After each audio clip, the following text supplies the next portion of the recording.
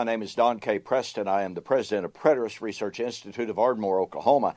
Well, we're looking at the resurrection of 1 Corinthians chapter 15.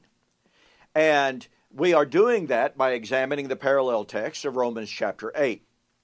And Paul said that the creation eagerly longed for the manifestation of the sons of God, to be free from the futility to which creation had been subjected, and to be freed from the bondage of corruption.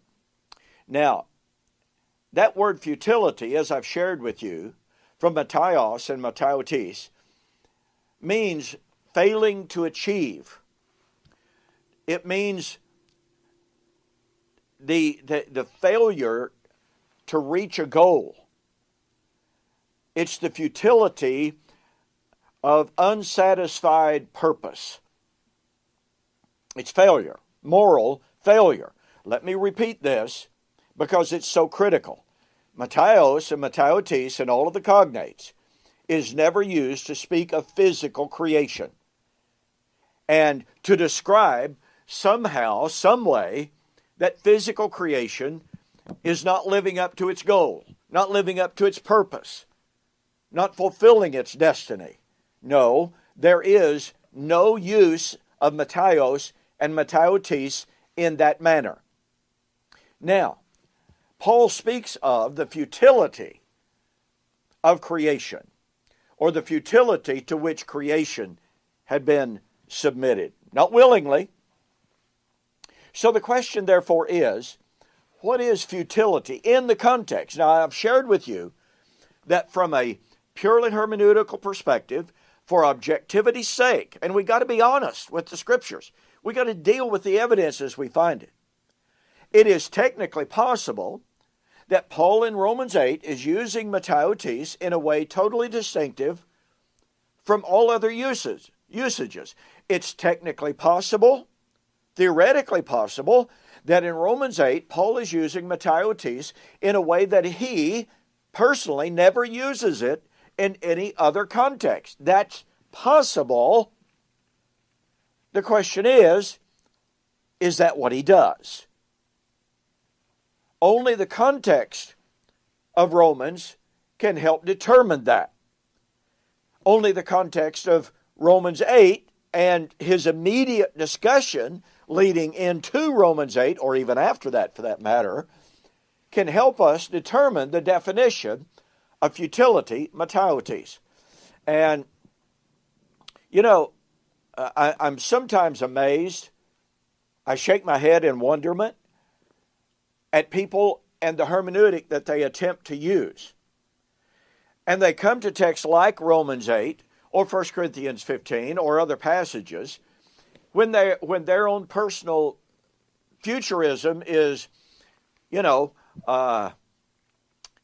is in danger, and they all of a sudden jump up and say, well, I don't see the following words in Romans 8. Paul doesn't use the following words in Romans 8.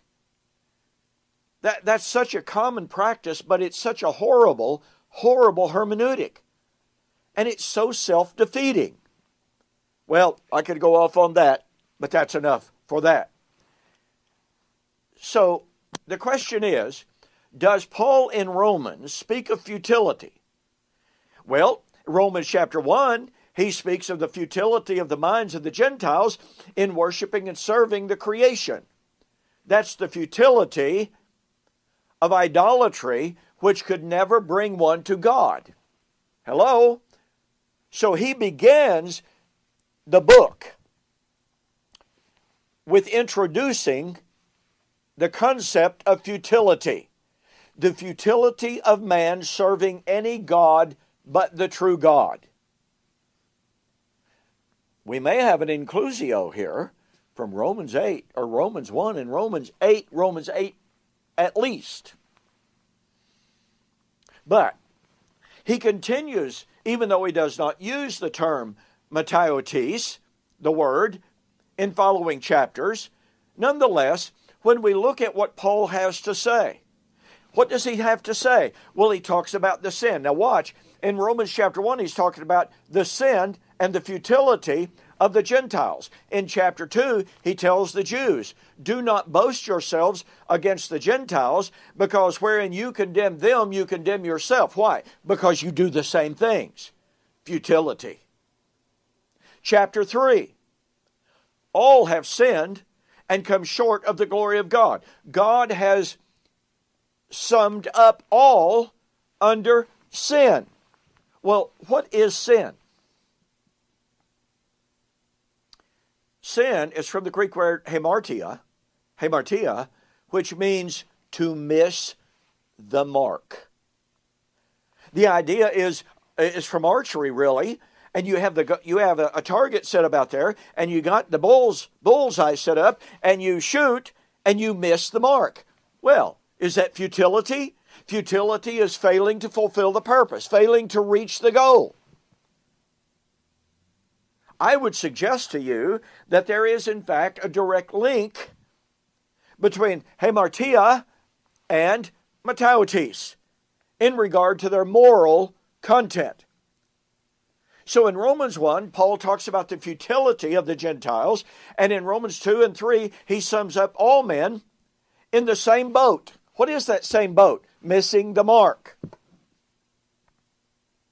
And in Romans chapter 6, he talks about living in the body of sin. He talks about the old man. And he talks about putting off that old man, putting off that old body. In chapter 7, he really brings down the idea of futility. And he says, I find then a war going on in my mind. I find that which is good, which I would will to do, I don't do it. And that which is evil, that which I would not do, that's what I do. You want to see futility in the direct context of Romans 8?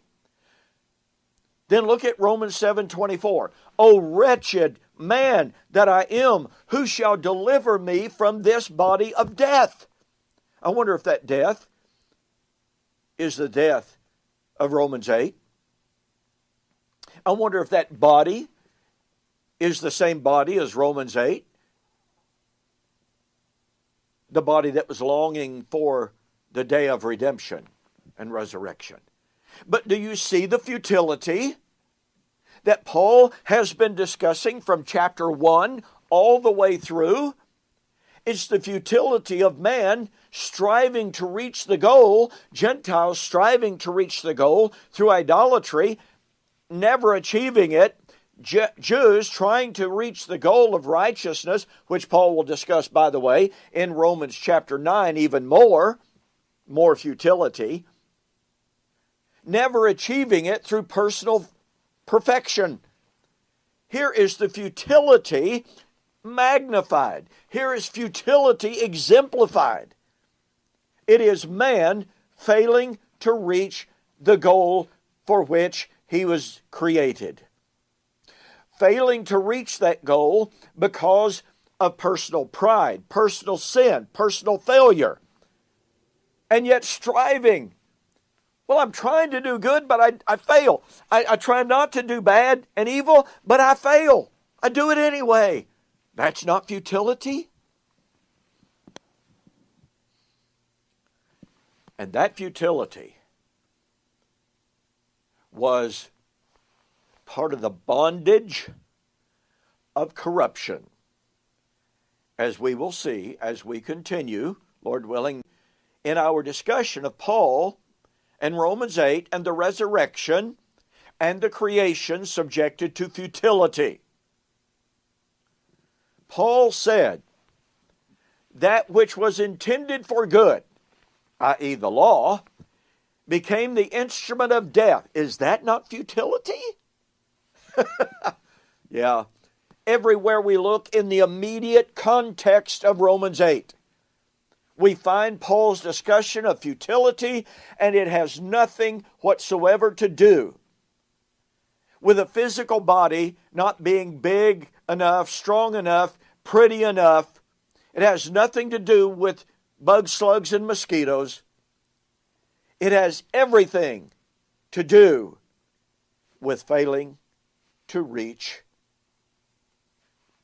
humanity's purpose. Failing through personal failure to reach the goal.